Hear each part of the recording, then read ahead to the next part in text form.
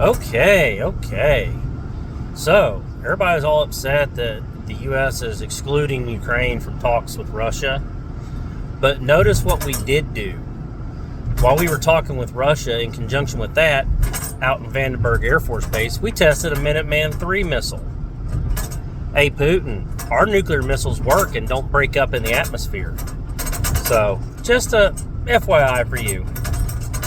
Also, we are going to put pressure on NATO to step up and do their fair share. As we pull back, that means that the other countries that are forcing this war, providing for it, I say forcing, let me define that, as in providing the means for Ukraine to stay alive. Without Europe and America, Ukraine would have already ran out of munitions and equipment. So yes, the fact that NATO is participating in this war, we are just having some other people, jump in and help. If France picks up, the tab a little bit, if Britain jumps in and picks up the tab a little bit, it's better for us. And this way, as long as other countries are committed, then the United States can work on some austerity policies and try and get us out of our crippling debt crisis. Russia, on the other hand, if they stop the war, their economy is going to collapse. They're over 20% interest rate right now. Their 40% of their economy is war production.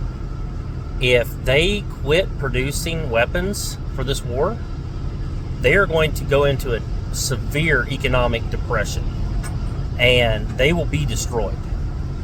Russia has to keep fighting now to save them from destruction economically. The problem is continuing the war is destroying them demographically. If you listen to anything Peter Zion says, basically Russia has entered the last generation of, and within 100 years, there will no longer be a Russian state. So once this economic collapse happens in Russia, because the war will end one day, what you're going to see is a breakup of the Russian Federation. And you're going to see places like Chechnya, big Muslim place, right? They're going to start looking to greener pastures. And guess who the greener pastures are? Turkey. Turkey is a NATO member, but now they have a big influence in the new Syrian government because they sponsored the group that took over Syria. You're going to see a emergence of a revived Ottoman Empire, a new Turkey. You get Azerbaijan. There's a city there called Baku. Azerbaijan and Armenia are always fighting. Turkey kind of splits the difference on who they support. A lot of times they support Armenia, which is Christian, and Azerbaijan is a Muslim country, but it varies. And that's where this drone war really began, when we learned what drones can do.